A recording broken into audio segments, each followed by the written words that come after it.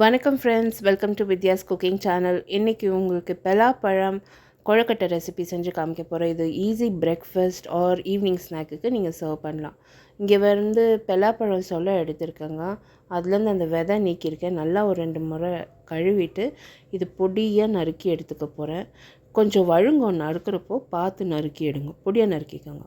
தேங்காய் துருவியிருக்கேன், கொழுக்கட்டை மாவு யூஸ் பண்ணியிருக்கேன். அடுத்து வெள்ளைத்தூள், கொஞ்சமாக ஏலக்காய் தூள், உப்பு தேவைப்படும்.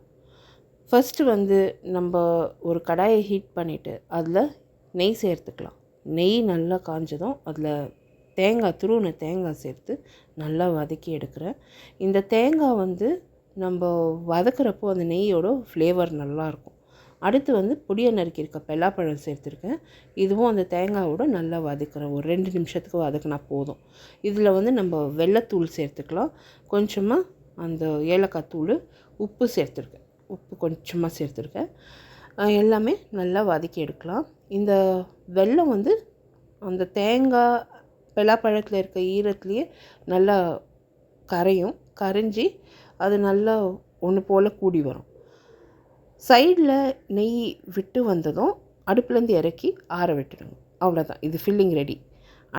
இப்போ நான் வந்து கொழுக்கட்டை மாவு ரெடி பண்ணிக்கிறேங்க. 1 டம்ளர் அரிசி நான் கொழுக்கட்டை மாவு எடுத்தேன்னா 1 டம்ளர் தண்ணி கொதிக்க வைக்குவேன். அதுபோல் 2 டம்ளர் இங்கே வந்து நான் தண்ணி கொதிக்க வச்சுருக்கேன். ஒரு கடாயில் கொஞ்சமாக உப்பு, கொஞ்சமாக தேங்காய் எண்ணெய் சேர்த்து நல்லா கொதிக்க வச்சுருக்கேன். இதில் அந்த 2 டம்ளர் கொழுக்கட்டை மாவு அளந்து சேர்த்துருக்கேன்.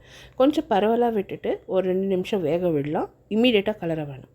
2 நிமிஷம் நல்லா வெந்ததும் ஸ்லோவாக ஃப்ளேமில் வைங்க. நீட்டாக கலரி விடுங்க. கட்டி முட்டி தட்டாமல் கொழுக்கட்டை மாவு ரெடி ஆகிடும். அடுப்புலேருந்து இறக்கி ஆற விட்டுட்டு கைக்கு பொறுக்கிற அளவு சூடு இருந்தால் போதும். நல்லா பிசைஞ்சிடுங்க. பிசைஞ்சிட்டு ஸ்மூத்தாக ஒரு சப்பாத்தி மாவு கன்சிஸ்டன்சிக்கு பிசைஞ்சு எடுத்துடுங்க.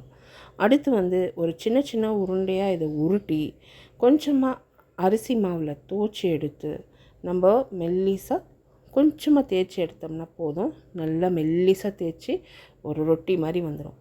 இது ரொம்ப ஈஸி, எல்லோரும் ட்ரை பண்ணுங்கள். ரொம்ப நல்லா அழகாக வரும் அண்ட் ஈஸியாக நம்ம வந்து கொழுக்கட்டை ரெடி பண்ணலாம். இப்போது நம்ம அந்த கொழுக்கட்டை மாவு திரட்டினதில் சென்டரில் பூர்ணம் வச்சு ஃபோல்ட் பண்ணி கொழுக்கட்டை மாதிரி அதை ப்ரெஸ் பண்ணி ஸ்டீமரில் வச்சு 3 நிமிஷம் வேக விட்டால் போதும். அருமையான கொழுக்கட்டை ரெடி. தயார் பண்ணுங்கள். பிரேக்ஃபாஸ்ட்டுக்கு சர்வ் பண்ணுங்கள், இல்லைன்னா ஈவினிங் டிஃபனுக்கு ரெடி பண்ணுங்கள். ரொம்ப சூப்பராக இருக்கும். ட்ரை பண்ணிவிட்டு உங்களோட காமெண்ட்ஸ் போஸ்ட் பண்ணுங்கள். இந்த வீடியோ ரெசிபி பார்த்து என்ஜாய் பண்ணிங்கன்னா மறக்காமல் சப்ஸ்கிரைப் பண்ணுங்கள். அடுத்த வீடியோவில் சந்திக்கும் வரை this is Vidya Lakshmi. Thank you so much for வாட்சிங். பை.